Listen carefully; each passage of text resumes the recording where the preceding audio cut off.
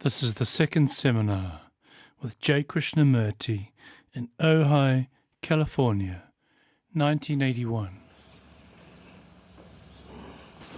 As you weren't here yesterday, sir, I hope you have been made to go on with all the other, what we've been discussing.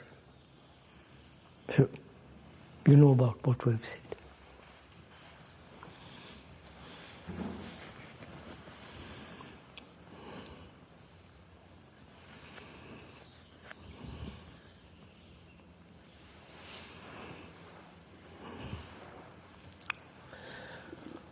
From what you know, Dr. Steinberg,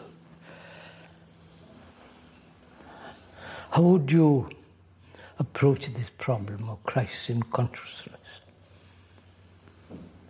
By not inventing a super consciousness and all that kind of stuff, but facing the crisis America and the rest of the world is in, which is really crisis in consciousness, not in economic and political or religious.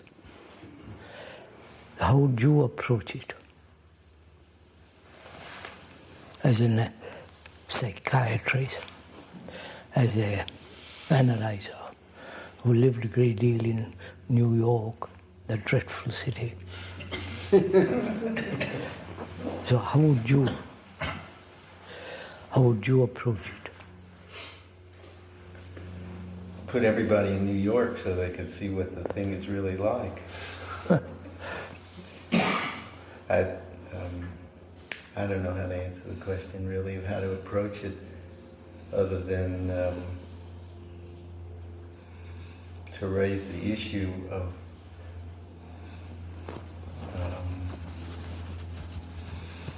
looking at the movement of the high-speed, sporadic, almost rapid-fire nature of consciousness, so that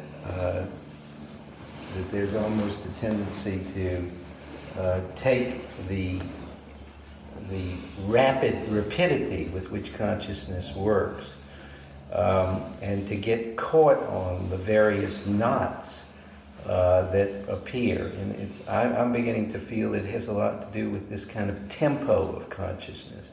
If there was some way to slow that down, because I think that the greed that we've talked about, or the movement that consciousness itself is a kind of greed, and it provides like adhesive tape that is always allowing places to get stuck. But if there was some way to slow it down, that might be one way to begin. No, I was really asking, if I may, what is your approach, not to the problem? How do you approach a problem? Not to the problem itself. How do you come to it? How do you approach it? How do you tackle it? I think by trying to discover what the approach is I've been using. That's what I was asking, if I may. What is your approach to a problem?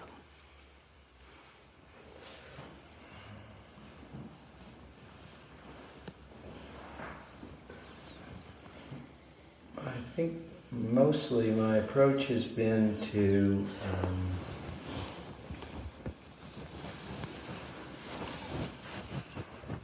twofold. One is watching the behavior of others and watching the movement of my own consciousness.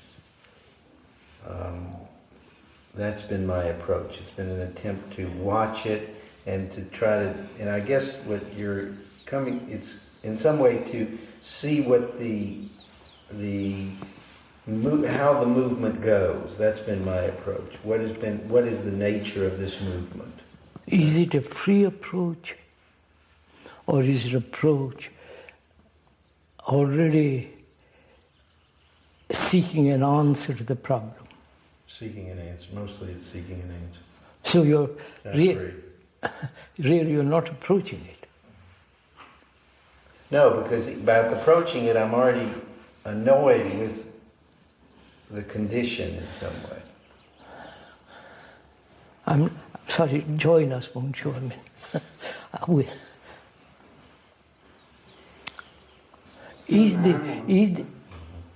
Well, you've already defined the problem and the approach.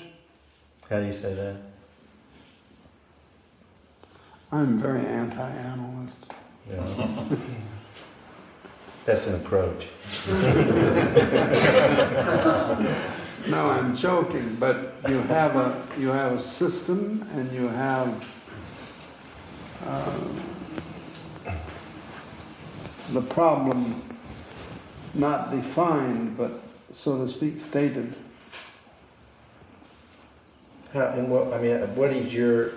What's your image of how I'm approaching it? That's what I mean.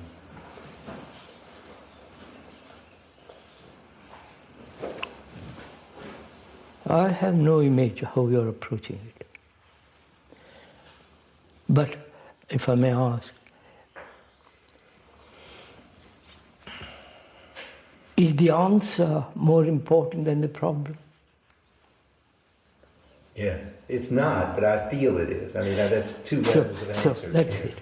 So the answer is in the problem, not away from the problem. Mm-hmm.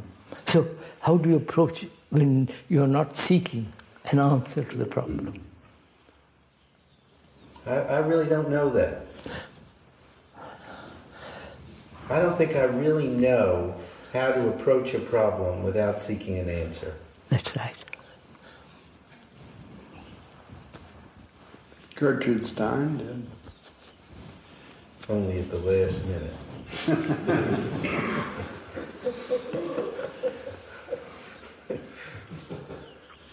This is a problem. Crisis in consciousness. Whether it's rapid, slow, whether it is extensive or narrow, it is the problem. Do we approach it freely?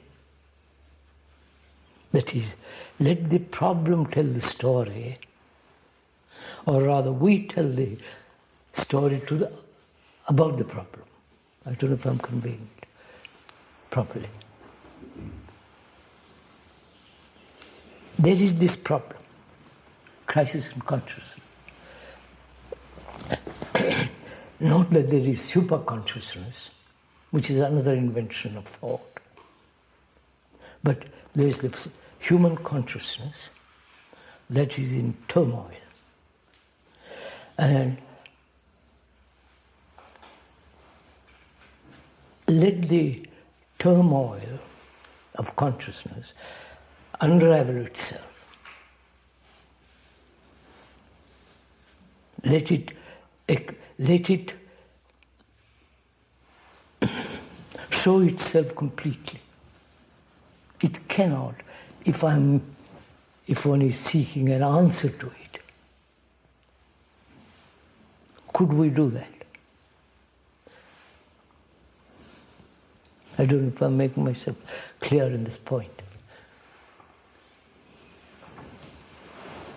I think the first thing that occurs to me in response to that is that oftentimes, or more often than not, consciousness itself seems to be a crisis situation. In other words, consciousness itself is a crisis. That's right. We've said that yesterday. Consciousness itself is the problem. Unless I approach it without any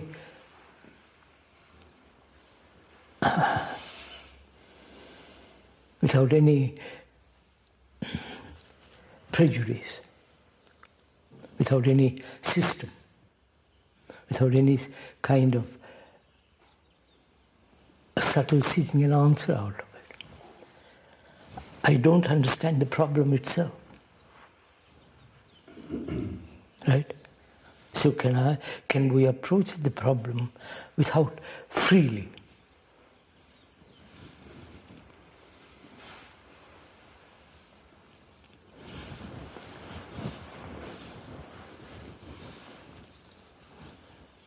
That is, have an insight into the whole complex structure of the problem, of the crisis.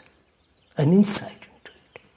Not analytical approach or the theoretical approach or traditional approach, which is to invent a superior consciousness and try to say we live in all that, in all that, in all that. So could we look at that way?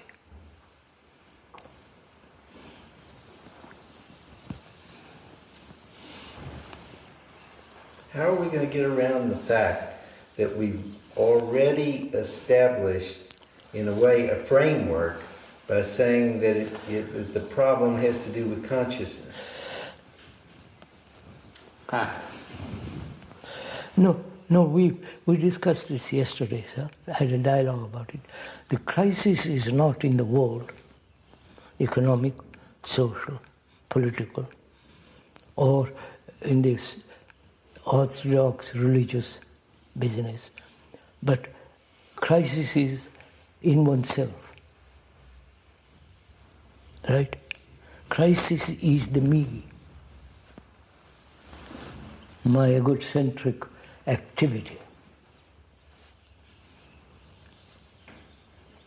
The constant struggle to become something. Psychologically.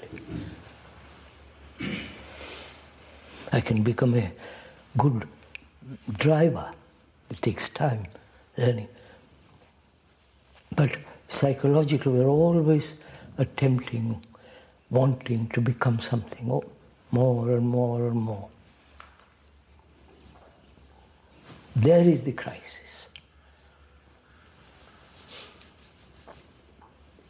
I can analyze it very, very carefully. But the analyzer is the analyzed. But again, I mean, the question comes up, how am I going to get around the fact that by approaching the problem, I really want to become better because I want to get out of the crisis? I don't. I don't. I want to understand the crisis, not go beyond it.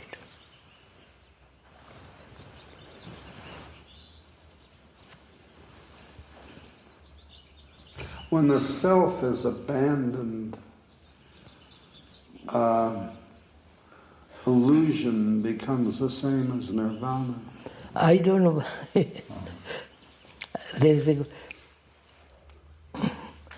There are very various definitions of nirvana. What the Buddha meant was the ending, not becoming or entering into. As far as I understand, talking to some Buddhists.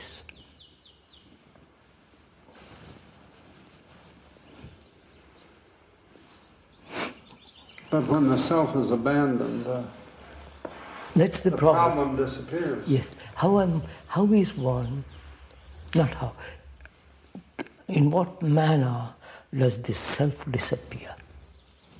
What is one to do or not to do? What if there is a system, what is that system?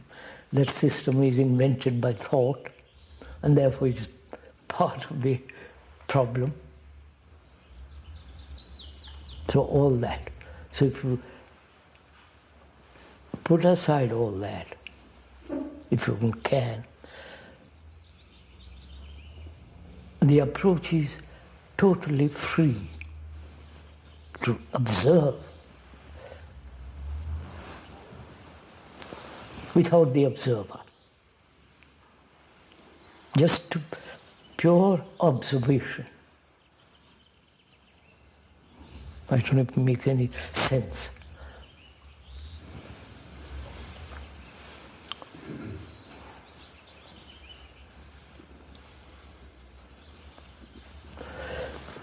This is what love is. Yes, sir. But again, that word is... Oh, I know, it's been very dirty, that's why... dragged in the gutter.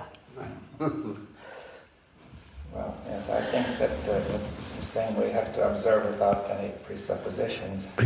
And the difficulty is, I think, as David has been saying, that the presuppositions come in without our knowing it, that we're very fast. That's the way I understand. As the pointer is very rapid. Yes, and that seems to be one of the principal blockages. You can't just simply choose to abandon the self. That would be the same thing. If you choose, the choice comes out of a presupposition that the self has to be abandoned, you see. So, this is my problem. Suppose I have this problem. In what manner do I approach it? Do I perceive it? Apprehend it? Observe it? Well, you've already set it up in a difficult way for yourself by calling it a problem. Because a problem implies looking for a solution. No. It is a crisis, let's call it. Not a problem. That's why I moved away. It's not a problem. Something to be resolved. Our mind is trained to solve problems. Right. Political, religious, technological. It is trained to solving problems. This is, we are saying something quite different. Well, then the first question that comes up is, how do I experience crisis? In the Chinese thing, the hexagram the picture of crisis is both danger and opportunity in it. So, in a way, that's exactly how I experience a crisis. It's a danger. The violence in the world, right? The degeneration in the world, the immorality in the world, the wars, the superstitions, the atrophying of the mind, of the brain, by constant repetition of a belief. I'm a Catholic, Jesus is the only Savior. By the constant repetition, the brain becomes atrophied, obviously. Not the popes. The death of a parent. The death of a parent, the frustration of work. Yes. Any specialized work does atrophy the mind, brain. I don't know if you would accept all this. Is it looking at consciousness? Is it looking at consciousness as what it is, without trying to restrict it by any thought? But consciousness is the result of thought. Thought has put it together. Without, if I say it is, try to view it as what it is, without the intervention of thought, or without taking recourse to thought. How will you do it? Just allowing the consciousness to flow as what it is. Who is allowing it? Without raising the question of who. That's just a verbal exchange, but that doesn't help one. Diving deep into it. Who is to dive into it? So that means you are separating yourself from that consciousness. Can you not get rid of the who and dive as you observe? I don't understand your question, sir. It is a continuity of seeing or observing, if it is like that, without stopping it by any kind of ratiocinative activity or thought activity. Then what is observation? It's finding it, living it, finding as what it is, and living also. Giving? Living. Living what? Living as what it is, just pursuing it.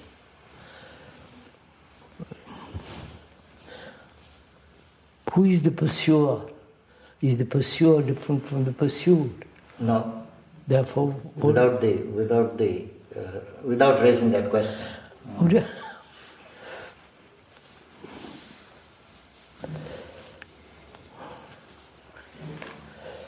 But still, I think the question is how to observe, really, without that's the real point, sir. That's the hardest point. Yeah. Without the world, without the recollections of the past, without the past interfering, without the theories thought has conceived, all that impinging, can one be free of all that to observe? That's the real point.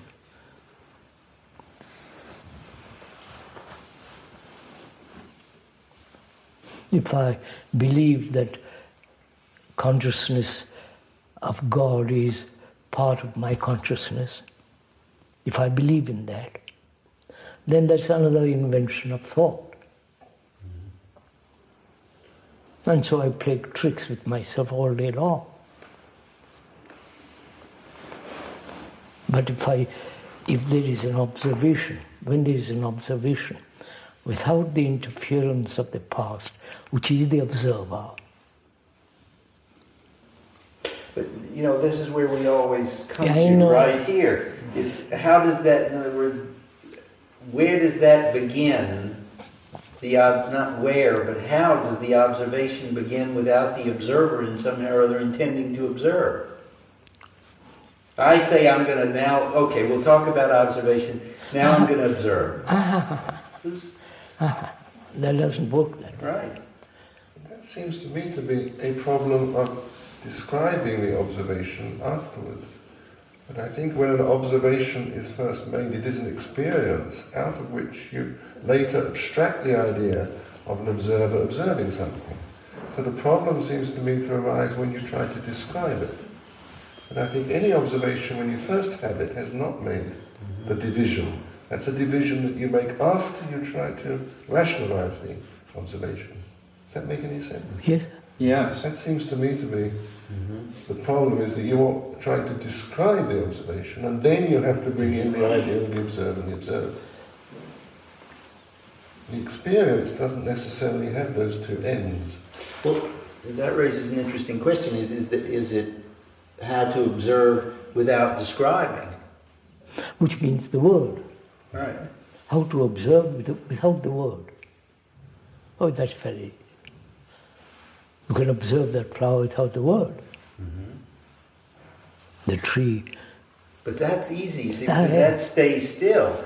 This keeps going.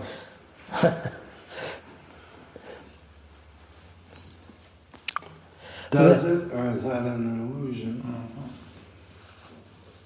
Well, illusion or not, I'm hooked. Could we look at why we are so occupied?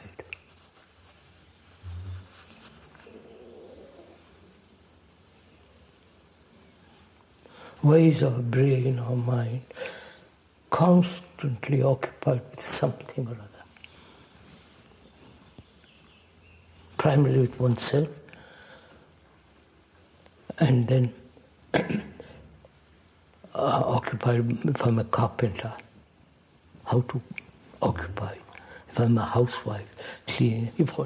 This constant, perpetual occupation.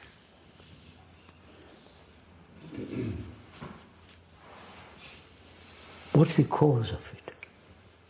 Analytically. Grasping. Is that the cause of it, sir? Well, as long as it stays occupied with things that you know about, then you can't be surprised by something unknown happening. In other words, if you keep it busy with what you think about, what you're preoccupied with. Yes, and also I'm occupied with something about the future. The unknown, as well as the known. But it's your projection of the future. Of course. So, while we occupied, from the moment we wake up till we sleep, during the sleep it is occupied, wake up it's occupied. It's an endless occupation. Why?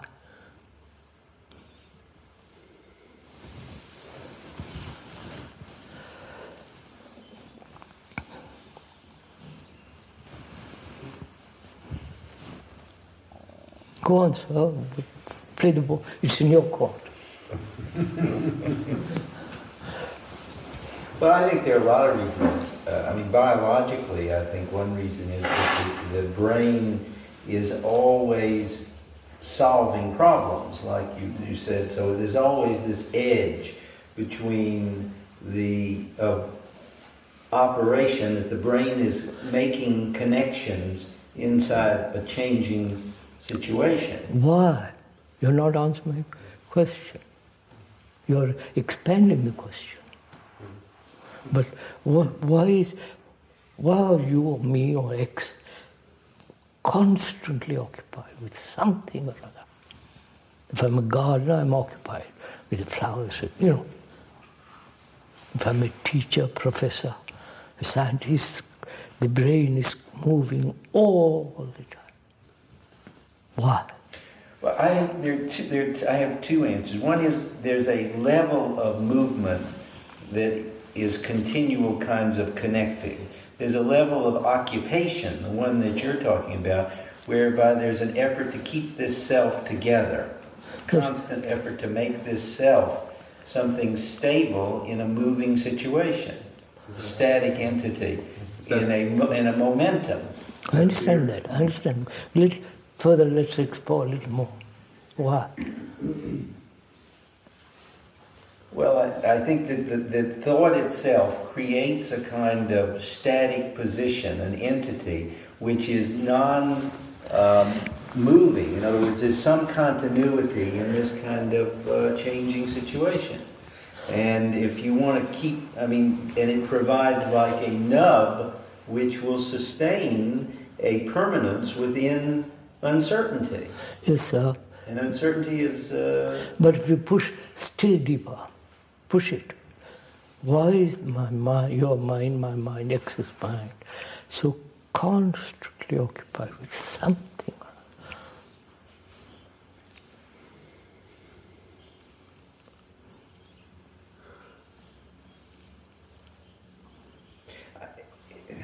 I just repeat myself. Don't repeat. Look into it.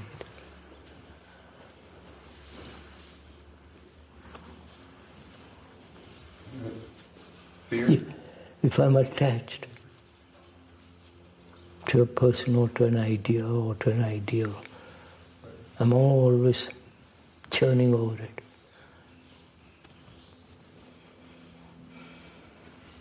And dream is a part of that world.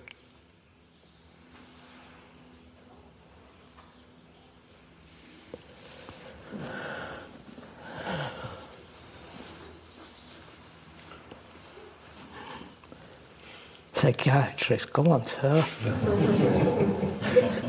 You always hit low when you get in the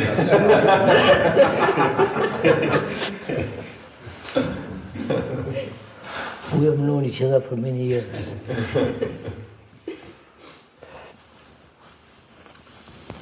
Well, the self is not an event, it's a creation of memory. Creation of thought, memory. Yeah. And memory projects forward to an illusory future. This we call grasping. Yes, but from the past meeting the present, modifying itself and going on. This is the process. Yeah, but the whole process is illusory. But saying illusory, it doesn't solve the problem. It is there. Many people, especially in the East, have said the whole world is illusory. It is pretty rotten, don't touch it, going off into some wilderness to meditate and so on. But there's an escape from the reality of life.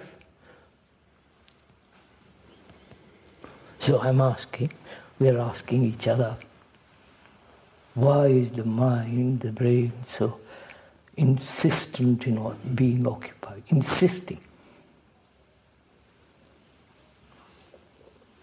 Answer, you. If you're a carpenter, you want to work, Yes. right? And I think in some way that's one of the answers. The brain considers it that's its duty to keep occupied. It's almost as if... So is the housewife. Says, I must be occupied with the house. So is the lawyer. So is the surgeon. Right. So is the astrophysicist, and so on, so on, so on. Why? Yes, but these individuals must learn to be so occupied with the instrument as emptiness.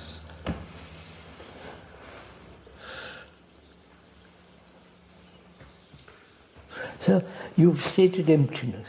Then my mind said, now it's occupied with that. Is there such emptiness? What does it is? And can I achieve it? Blah, blah, blah. Keeps on chattering to itself. I'm speaking of a I know. mood. I don't want to go into that. I understand that, sir. But I want to ask you, why? I'm afraid Afraid of what? of not being something. So occupation is being, is it? That's what I think. Then I'm occupied with polishing that table. That's me. That's being, polishing the table. Right? But it works the other way. In other words, you get to the table from a state that is non-occupied. You're in the state of non-occupied. Now you get over to the table. And How did you get to the table? But have other occupations also. Okay, anyway, yeah. Table is one of the occupations. When I finish with that, I go off to cooking. When I finish cooking, I go off to washing dishes, and so on, so on, so on. Why? Why? Why do you get up in the morning?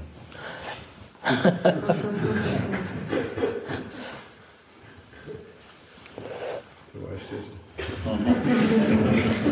To eat. Getting up in the morning is not an occupation. For you it is. Maybe it is for me. No. For anybody. What? Let's go into that.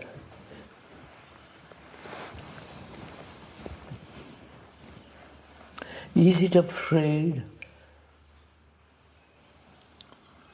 Or let's put it this way, it's a habit. Right? Yeah. Like a drug, like a drink, it's a habit to be occupied. What's the habit?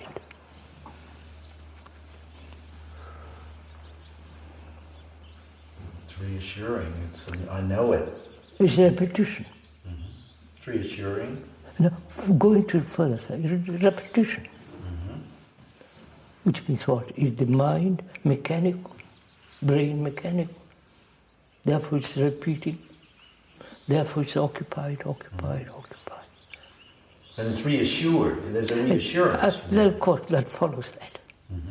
In occupation there's security. Doing something mechanically is quite sure. There's no danger in it. So the brain is seeking security in occupation. True. Right? Why?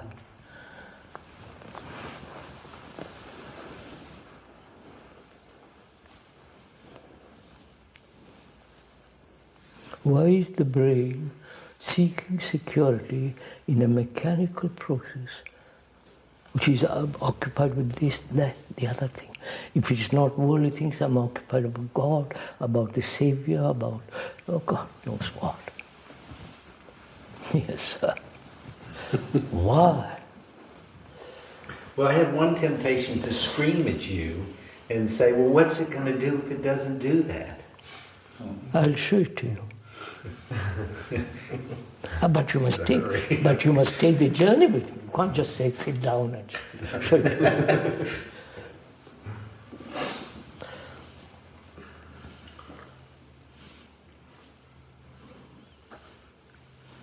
If you want to climb the Everest, you have to actually do certain things. You can't just say, I climb and carry all your household, all the rest of the stuff.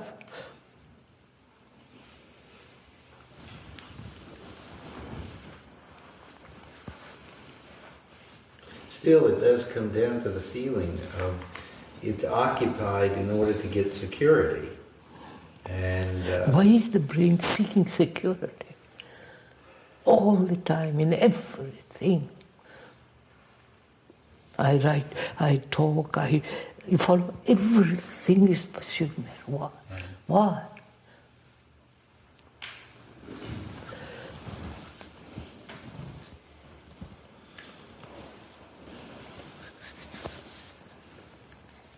Attachment is a form of security.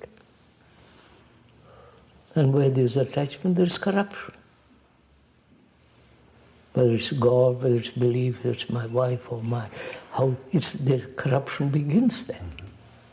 Now, I know all that. We agree. But to let go. No. There's where we part company. We can only say that I'm not ready to let go. I see it, but so what? No. That's purely analytical, intellectual, verbal examination, which has no value.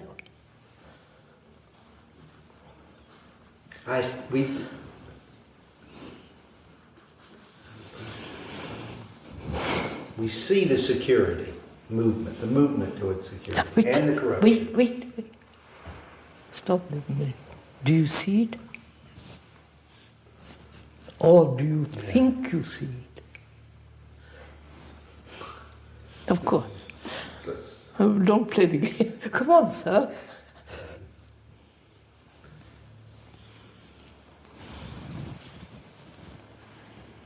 Okay. So, if you've really seen it, like relation, you've let it go. No, not you let it go. Just see, sir, what happens. Yeah. It's really the issue of seeing it, not letting it go. That's where we... Who is to let it go? Yeah. But there isn't any difference. If the self is abandoned. Yeah, but that I find if you don't like analysts, I find contingency thinking obnoxious. If the king had been born without balls, he'd have been queen. All right.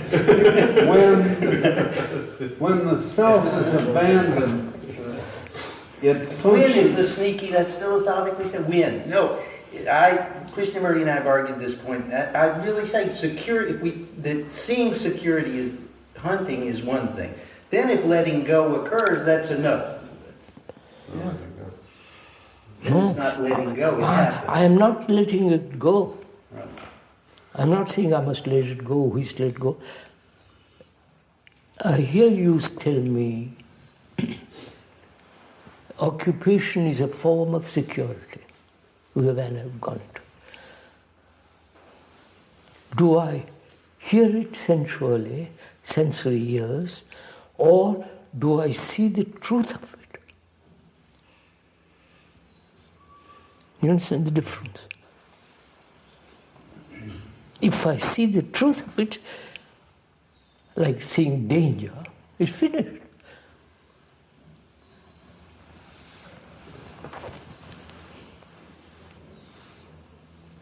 So when I ask, why does the brain make an abstraction of fact? You follow someone? Why?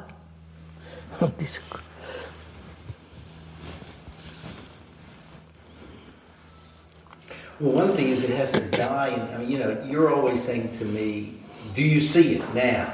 It has to die at that minute or it hasn't seen it. Of course. But why don't you see it? Is it a danger? Well, if I see it seeing it right now puts you and me in contact in a certain way that embarrasses me in front of the rest of the people. I mean, in other words, there's a kind of intimacy. Okay. Oh, we're with you. Just as intimate. Huh? We're just as intimate with you. But you see, that's what I think holds us up, is that there's a kind of intimate. You say, do I see it now? Then there's a death right at that minute of the very thing we're talking about. We are not playing games, right?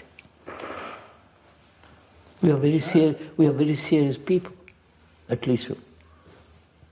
So, when you are faced with a problem, you have to find some way out of it, or the problem doesn't exist. The brain is seeking security. From childhood, baby wants security, and so on, so on, so on. Why?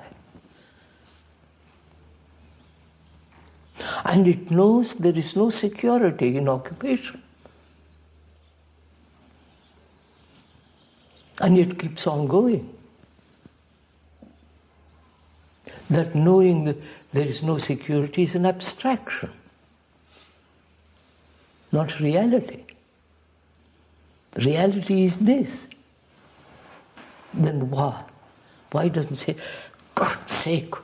You understand?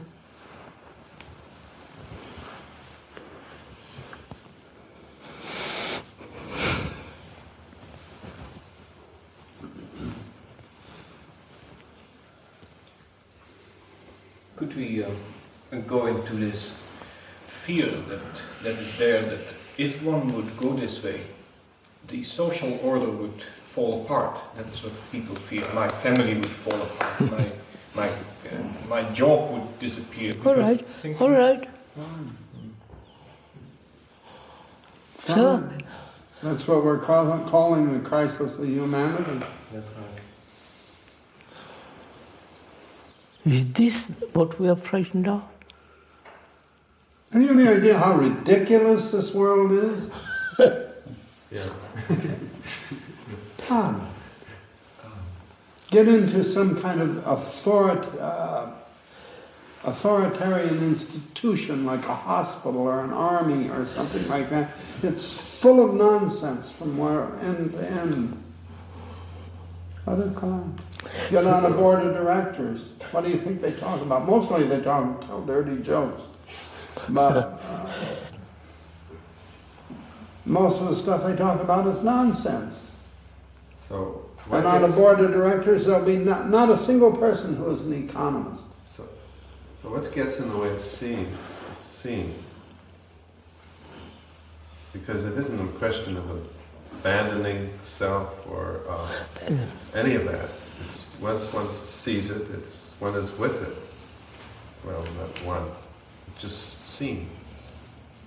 So, when you see a precipice or a rattlesnake, there's instant reaction. Why? No thought, just... Oh yes, there is. You inquire into it. It's dangerous, I know it. Which means you have been conditioned to the rattler, to danger and so on. So I've also been conditioned to the occupation is security. Yeah. I don't know if I'm conveying this. Yes. So I think that's the precipice. Yeah? No. To the rattler we are conditioned. That is danger. And also we are conditioned that occupation is total security. As we are conditioned there, we are conditioned to this. No. And also the non-occupation is danger. Oh, of course, that is ultimate danger. Yeah.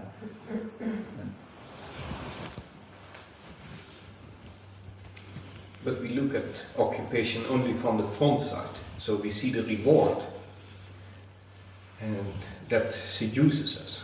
And we don't see that the same reward is that fear of you lose your position, you lose your family. What is it we are frightened of? What is it? Is there, let's put the question differently, is there security in occupation? You say no, but yet you're occupied. But I'm occupied in thinking and identifying myself and constantly saying who I am and what I'm going to do. Yes, an occupation of some kind or other. Why? You haven't got...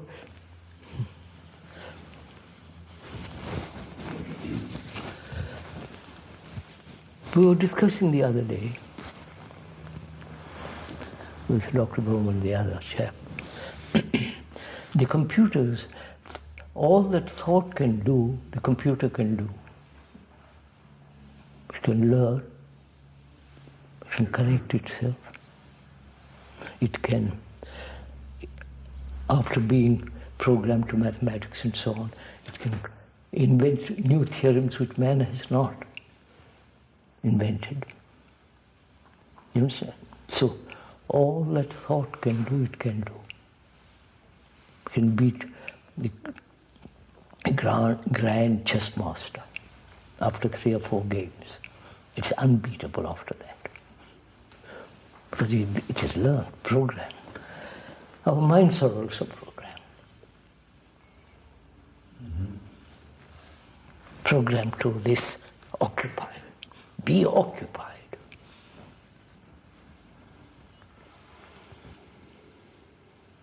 And the mind, brain, unlike the computer, it won't learn. I don't know if you follow. Why not stop? But that stopping is the difficulty. Because I'm occupied, I've been programmed to this blasted thing.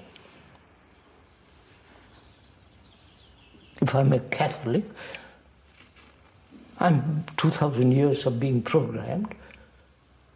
Part of my brain is atrophied. Right? It keeps on repeating. You've heard the Pope, you've heard the bishops, you've heard the priests. You follow? And we are atrophied when we say occupation. I don't follow. We're not learning from that. We don't say, like learn. It's move. I don't know if I'm conveying anything. Well, are you suggesting that one of the fears that occupying is solving is to prevent us from learning? Yes. Prevent us from loving. So what's so terrible? Why not learn? In other words, what is the terror of learning? Look, sir, what is learning?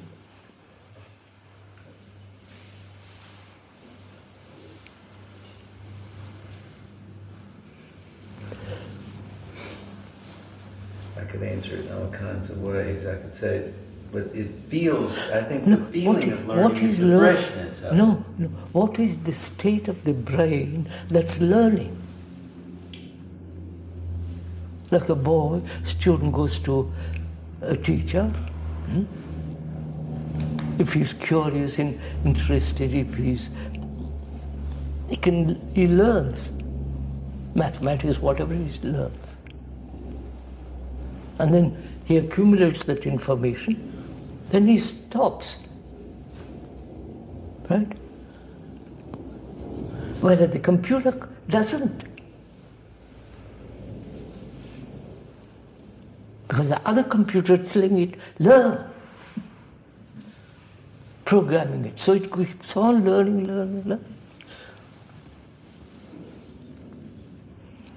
What a ghastly thought. Yes, sir, but that's happening, sir. I know it is. But think of 200 years hence. All these machines doing nothing but accumulating ad infinitum. But so what is man there?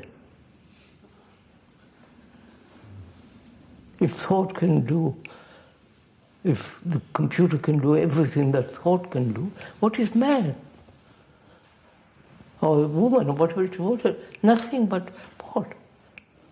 You haven't gone into it. Now, you said a word and it passed, and it sounded a little like learning, but it wasn't learning, it was loving. Yeah, so I want to find out what is learning.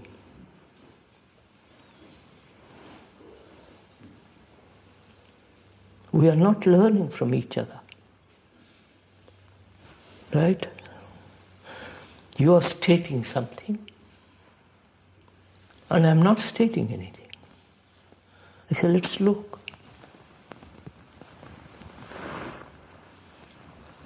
You are fully informed about analytically the whole business, and you are there. You don't move out of that cycle. Like a Catholic, like a Protestant, like the Hindus, like the Muslims. I don't know if you have noticed something odd. Those religions which are based on book, the Bible, the Quran, are the most dogmatic people. Whereas in India, there are a dozen books. So you can choose, play around. I don't know. And Buddhism is based only on words. Yes, spoken words. Yes. You follow us? So we have stopped learning.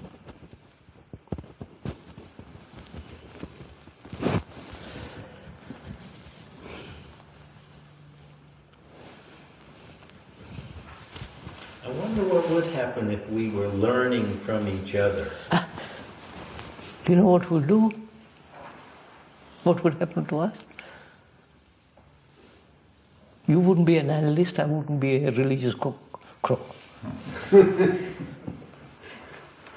We'd be together, creating, moving, living. A totally different kind of relationship we'll have.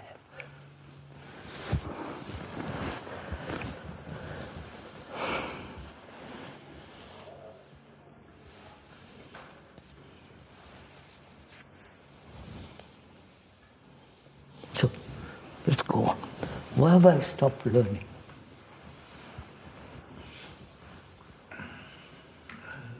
Fallen into patterns, occupied yourself. Yes, sir. See what's happening to us. It's your fault. How? Well, I mean,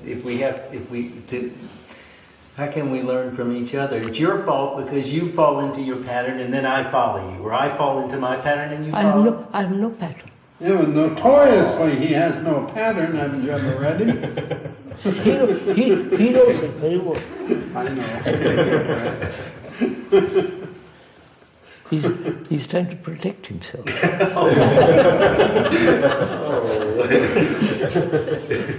This is the great virtue of Christianity. So, why don't we learn?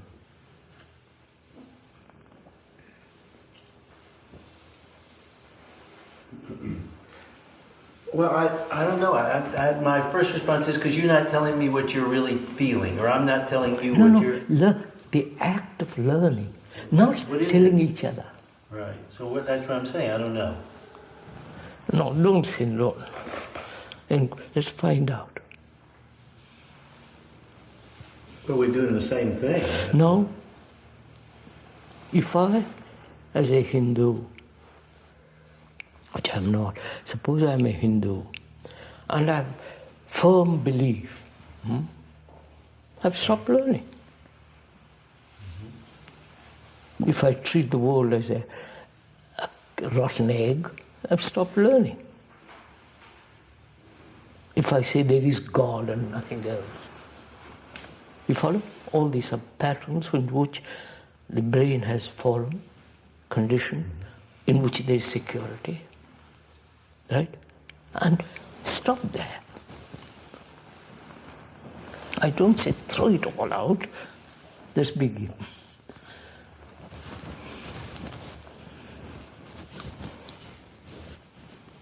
So I'm just asking, if I may, what is the state of the brain that's learning?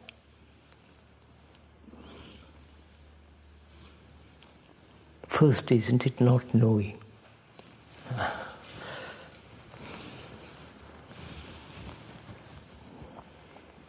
But we all know, right? They're full of knowledge of other people's books and our own, we never say, I don't know. If you say that, you lose your job.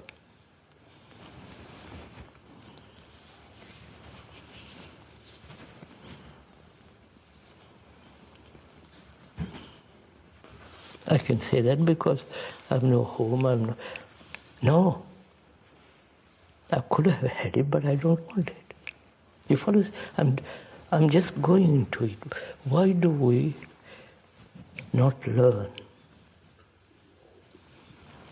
This is really very serious. That's why this problem arises, the crisis in the world. Man is destroying himself and so on. Why don't we learn after 5,000 years of war to stop war? We're mad.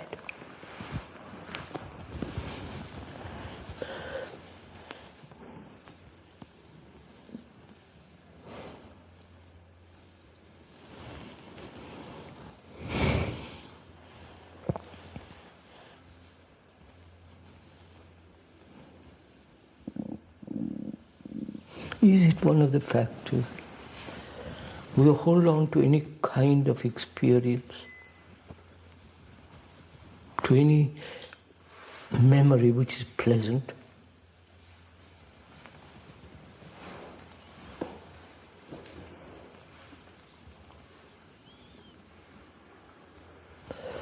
Then you can't learn because you're not prepared to move forward. And our whole culture is now based on amusement.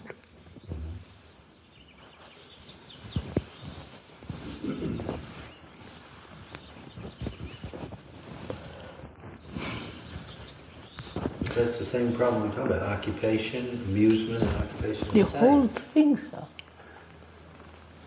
To learn, one must live in a void. Yes, sir. But I don't know what that void is. I've heard you say it. I've heard the ancient Greeks say it. The Buddha said differently. And the Nagarjuna, who was the chief exponent of Buddhism, 6th century, I believe, he was the most, he denied everything. Nagarjuna. Everything. Nagarjuna. Analytically, cleverly. And at the end of it, we are just where we are.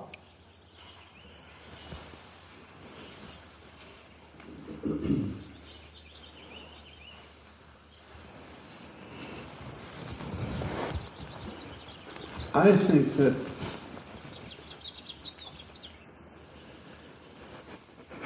behind that void, if it is not resistant, comes that thing we call love. Yes, sir, but you see,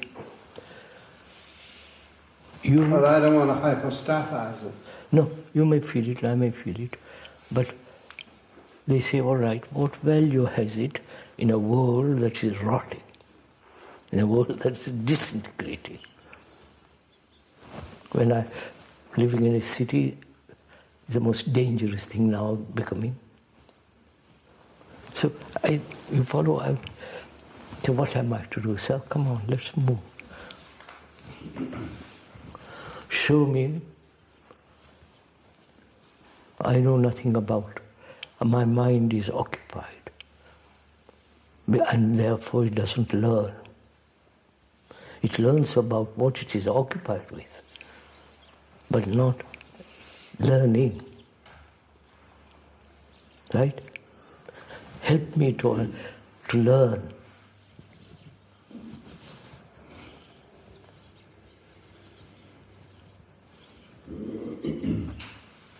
so that I drop my occupation. I want to learn, move. So I've got to go very, very deeply into the brain that has become so mechanical. There is the root of it. I don't know if you followed me.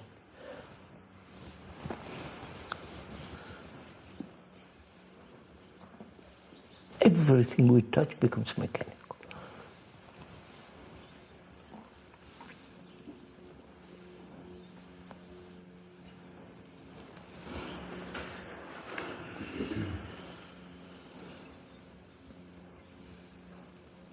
Is it our brains are pleasure-oriented? Sex, drugs, church, mass, Me, alcohol. Of course, the whole works. Well, I don't think, I would maybe raise an issue there. It's not so much the pleasure orientation as it's the security orientation, which makes pleasure serve security. Of course, put it in. The secure pleasure is all right, security. I'm only approaching differently. Mm-hmm. What shall I teach me? I'm eager to learn. Teach me to move out of this.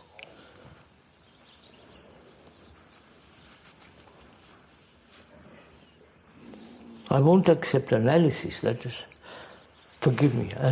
You analyze, I can analyze very cleverly. At the end of it, I'm left with what I have. Mm-hmm. So I discard. I won't analyze. There's no meaning to me. Because the analyzer is the analyzed. And involve time and all that.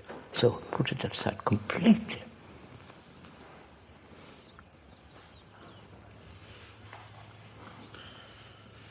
And I have no belief, no theories, no sense of being attached to some ideal, all that.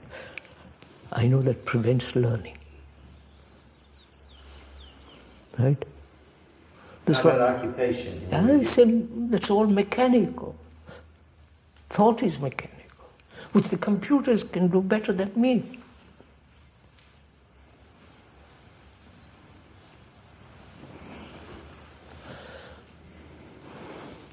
You see, you snuck something in there. So the computer can do it better than you. Still, you have your occupation, which you don't have because you don't want to be better than the computer. No, I can't. You have your occupation simply because you have it. No, that's the difference. I see the computer can do everything almost that I can think what thought can do. It can invent God, it can call everything. Mm-hmm. As I am programmed like me. Mm-hmm. So there isn't much difference between them. Is that what is a human being?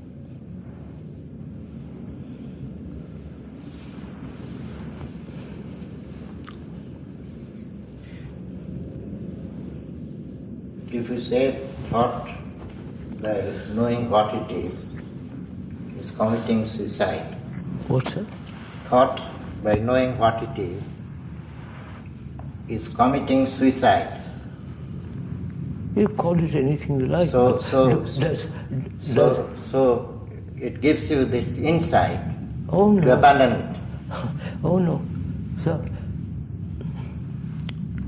and then come back to your continuity of consciousness. I never talked about continuity of consciousness. Which is basic and sustaining experience. No.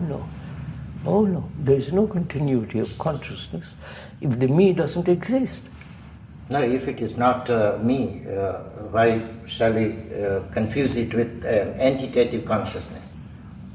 It's not an entity that I am thinking. I am only just thinking of the process. What is the process of my consciousness? Process in continuity. That is the spirit.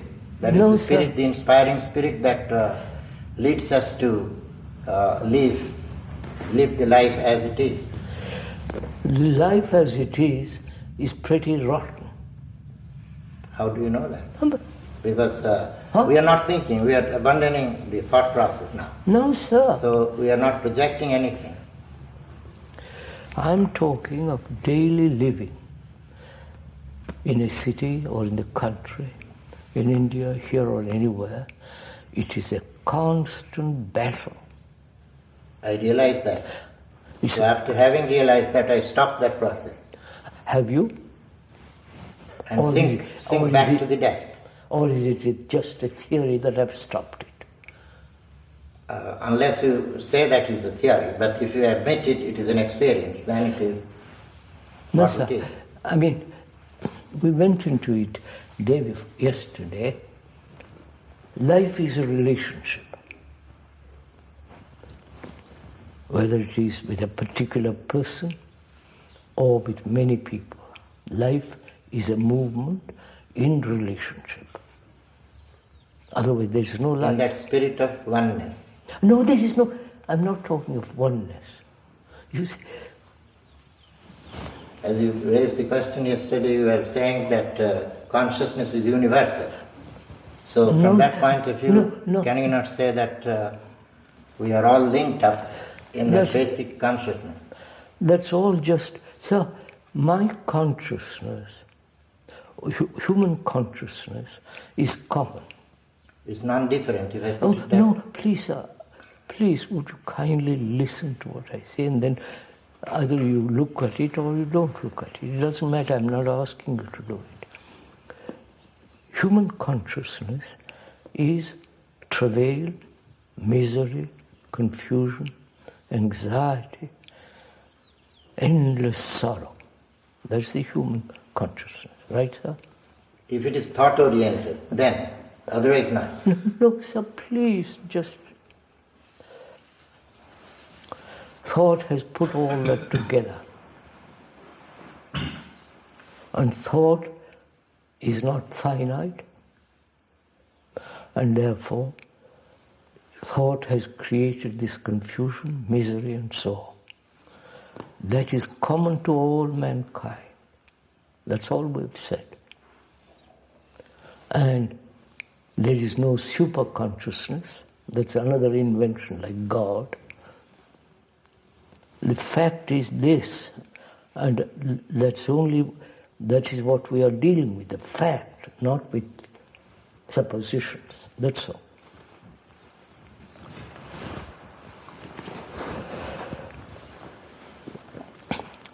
Then we are in, shall we say that we are in a wilderness?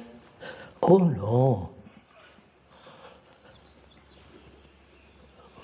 People are living in wilderness, I'm certain. Then what is the inspiration, if we just raise the question of inspiration? So, I can go to the church and be inspired. That's a full... Not by going to the church, but without the church. I can be, just a minute, sir. Church, take a drink, drugs, meet somebody who is marvelous and I can get inspired. I don't want to be inspired. I want to look at things as they are, and out of that move, so that you come to something totally different, which is not invented by thought. That's all we're saying. So then it is living as it is. Oh no. Then what? We went into that too yesterday. Observing what is changes what is. But can we learn? I'm still intrigued with this question. How can we learn from each other? We are not, sir. We're not learning from each other. We keep going over the same thing of what gets in the way of learning from each other. One's conditioning, we have known each other for 10 years, 15 years, right. 20 years. Have you learned anything from me? Learned. We don't put it that way first. Right? Don't be clever. No, I'm not. But learning implies, I think that's one of the issues. If I learn from you, you learn from me. No. We both learn from each other. There's no learning. No. Are we both in the state of learning? So then it's not learning something from you. No. Okay. No. I am not teaching you, right. So you are learning. That's good. I'm not doing that. So then I never learn anything from you. Sir, there's no question of learning from somebody. There is no teacher and disciple. If you get that, once it's finished,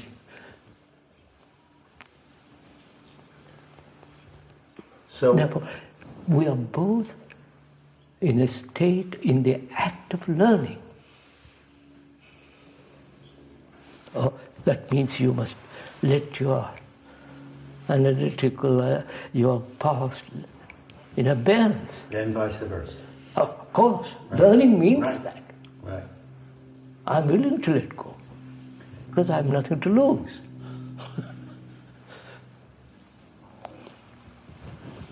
So, let's go on. Yes. Now, shall we, you and I, the rest of us, are we learning, not from each other, which means learning through not only sensory hearing, but hearing inwardly too, beyond the word. Are we doing that? Ask me, I'll ask you. Question. Well, my question is, it would be, are we, I don't like, it's like, it seems to me it has to be said what we're learning. Is that right? No? No. First learning, which is to hear, right? But am I going to argue? Wait, let me finish. Hearing. Not only with the sensory ear, hearing. See. Learning. Those three go together. Right? That means, am I listening to you completely? Or am I listening to you completely? Or do I say, well, Dr. Schoenberg, I've known 30 years, and I know exactly what he's going to say.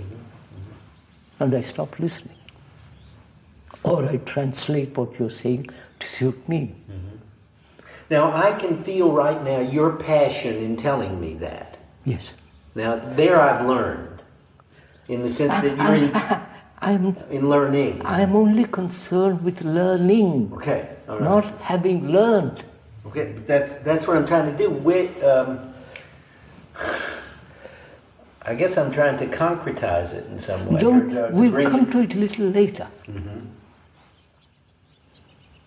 That means you and I and all of us are free from our preconceptions. Right? Free, not just I think I'm down the drain, now flush it out. You know, I think that would mean you would have to tell me, or I would have to tell you where exactly I feel you're not doing that with me. We'll come to that a little later.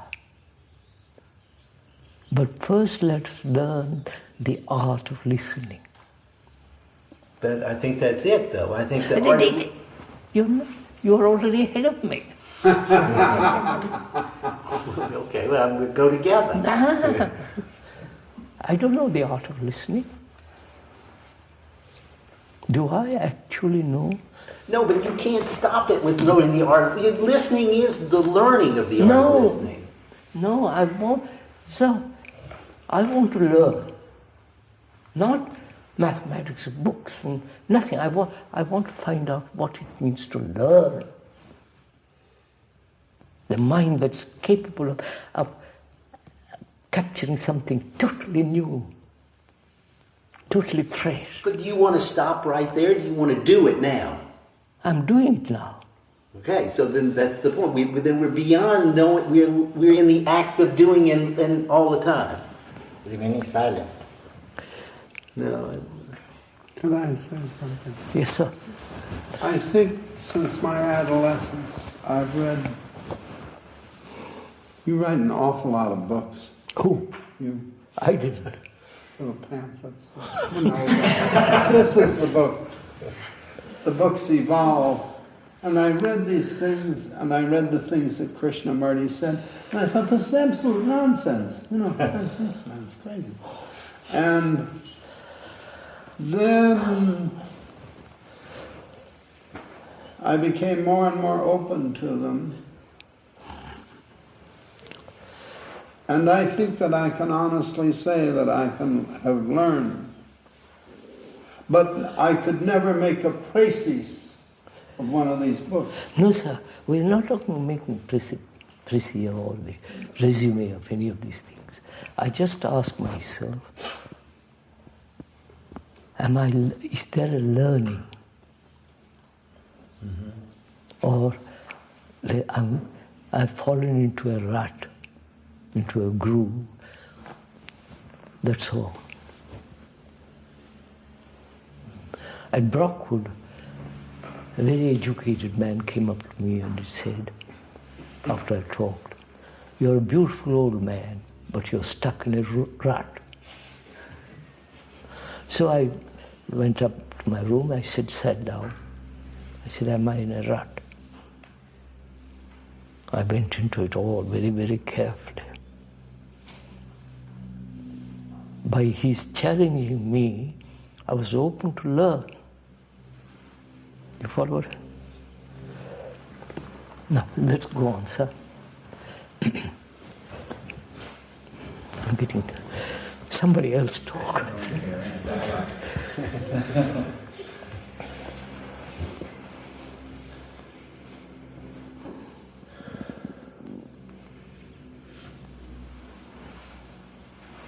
You see, a painter who becomes a success has stopped learning.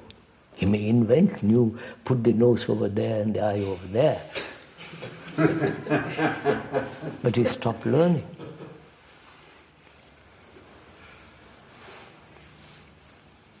Right? Right? No, don't say that. No, it's not always the case. I mean, it happens more often than not that the successful person becomes infatuated with his image and therefore stops learning. Yeah.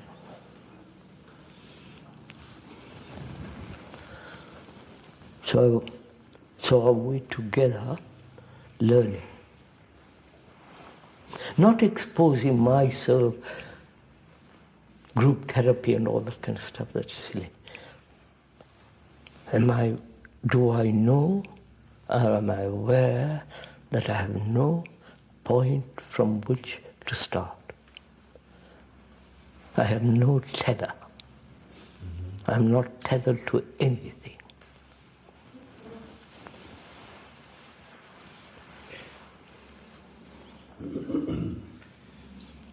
I'm willing to be criticized, torn to pieces, because I'm not, you follow? I'm not tethered. No. You are also not tethered. Right? If we suppose that. Both of us are not tethered. Okay, go ahead. No, I'm not trying to be funny. Right. Not being sarcastic or anything. I'm not that kind of person. Now, together, what is it we are learning? What is it, or are we in a state of learning? Listen quietly. Together we are learning. You have dropped your anchorages. Right. You are free of the anchor, so am I. Together, right, we are learning. Just a minute. What is it we are learning? What?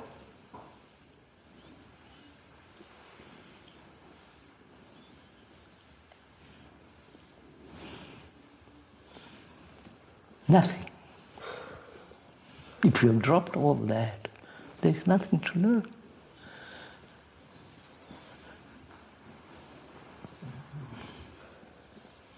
That is intelligence. That is insight. Right, sir? I'm getting excited. I must stop. Good, go ahead. No, that's very good. That is what.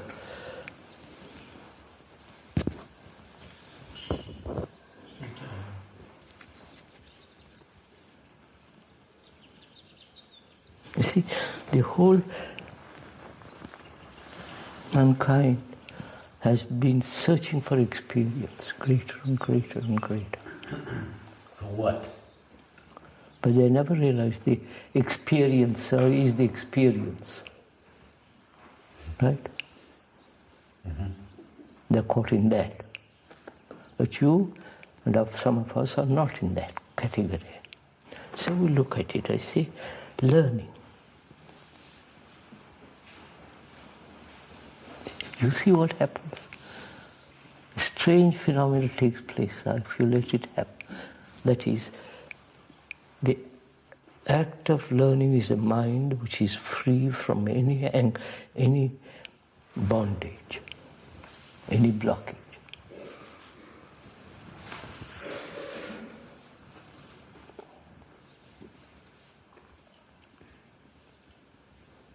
I mean, like Beethoven,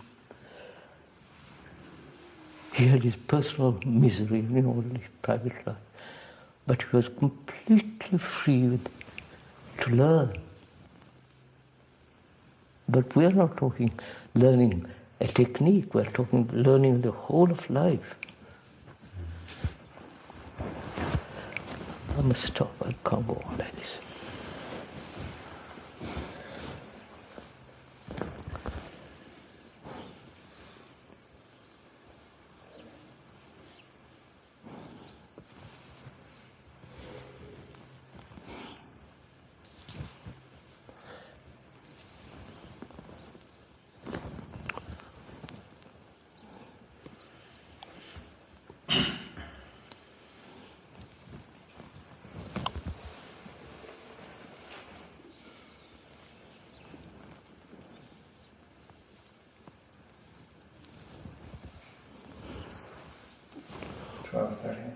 12:30? Yeah.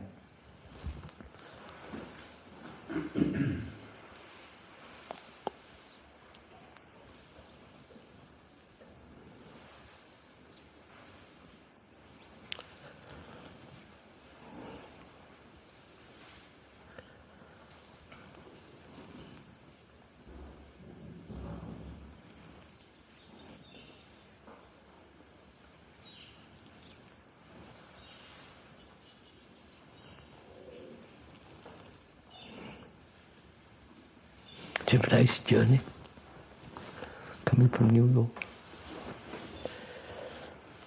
What is the city like?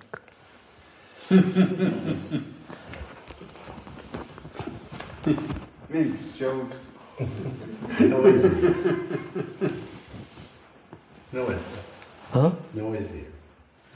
Terrible, is it? There's a lot of noise. So, if I may ask a totally different question, what's happened to this country?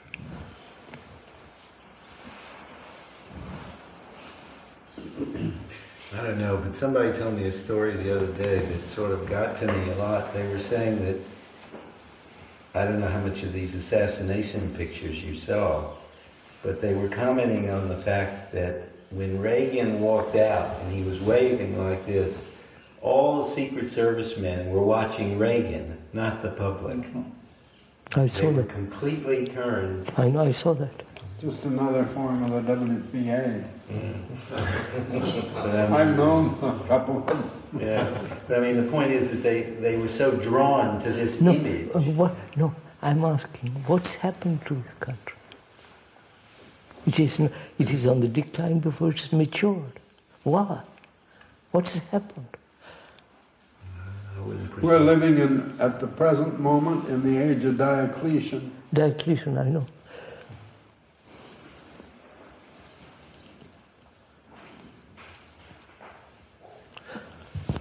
They deserve Reagan, right? Huh? They deserve what they're going to get. No, but that's Sure. terrible.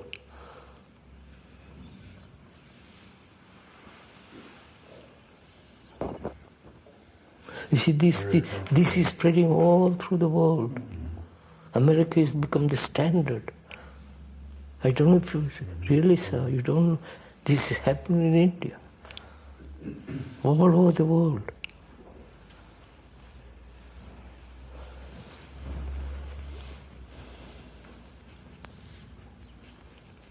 I mean, if I, as an American living here, I would be tremendously concerned.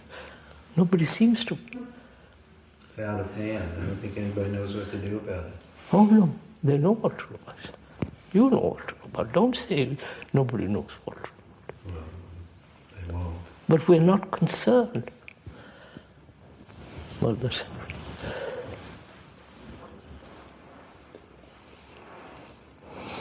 They have no fear of consequence.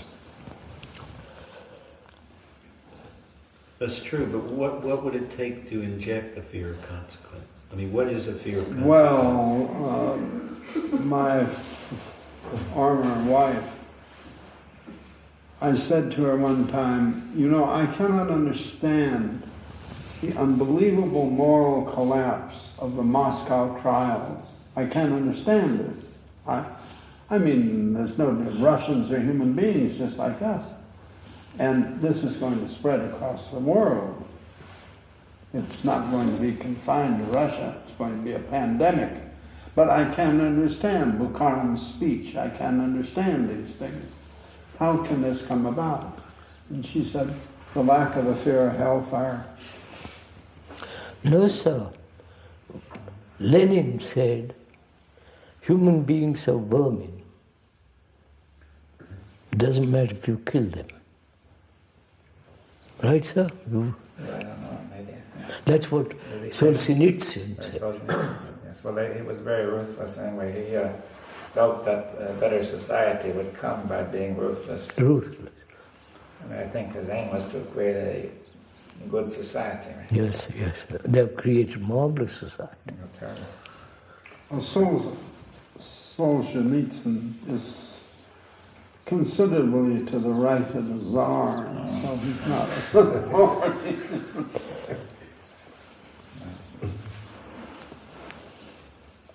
But it's true. I mean, external discipline applied from outside holds up a society.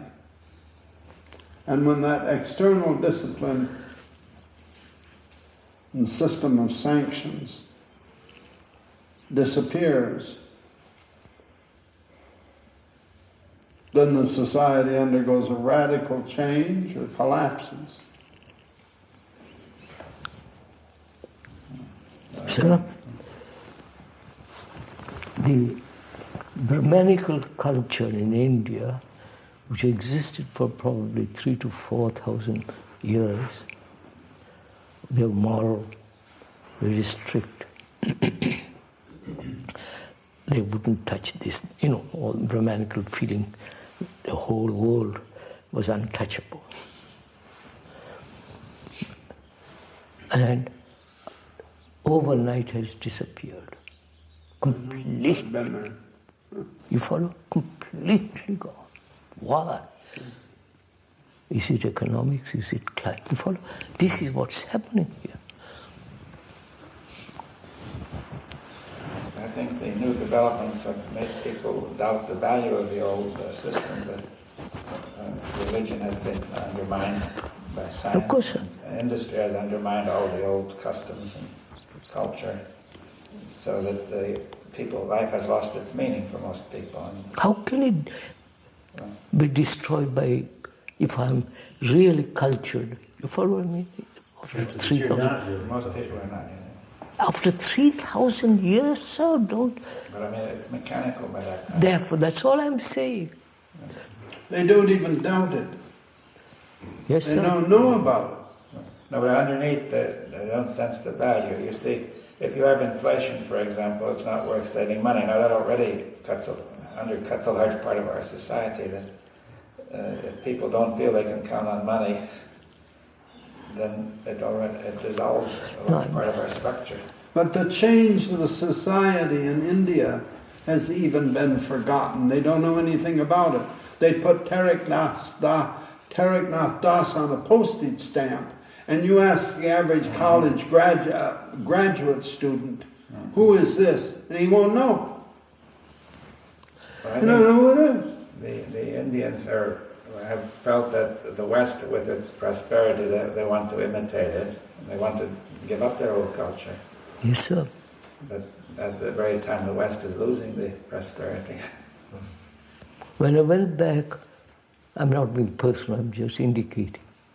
When I went back after 20 years from Europe and to India, the father was alive.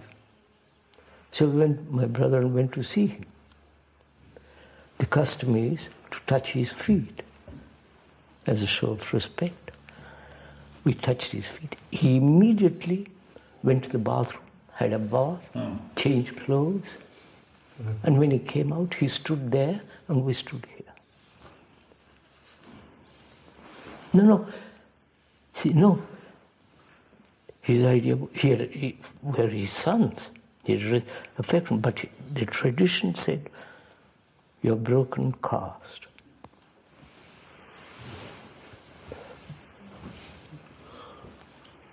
Any culture that's that rigid is not going to be able to do it. And just show something, sir. Yes, but still, that's one of the reasons it's gone, because... No, that's one of, but it's much deeper than that. Probably they're just words, they lived on words. They lived on words, yes. But then when conditions changed, they couldn't hold it. That's it. And like talking about God, before they... Oh, I don't want to go into all that, but...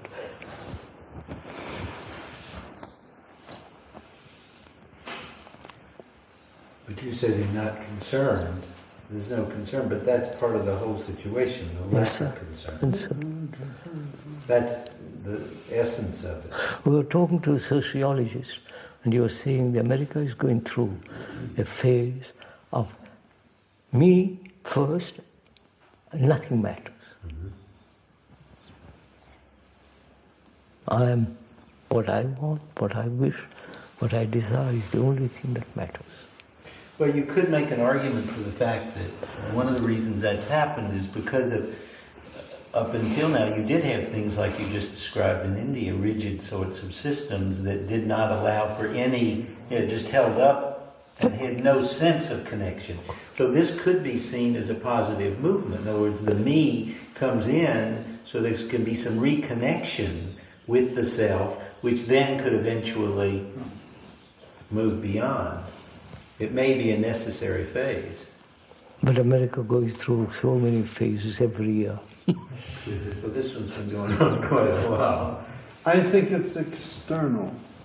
You know, at Stanford, somebody put one of these large pens of white rats under a pylon, a high tension wire, right? And pretty soon they began to do all the things that the people do in New York. They began to eat each other's tails. They began to steal, each other's food. They began to practice homosexuality.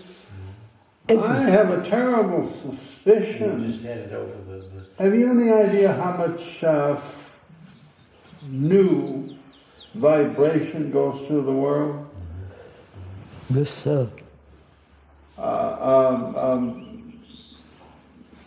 What you call them, cooker, microwave cooker is flooding us here in this room, if it's over there. Huh?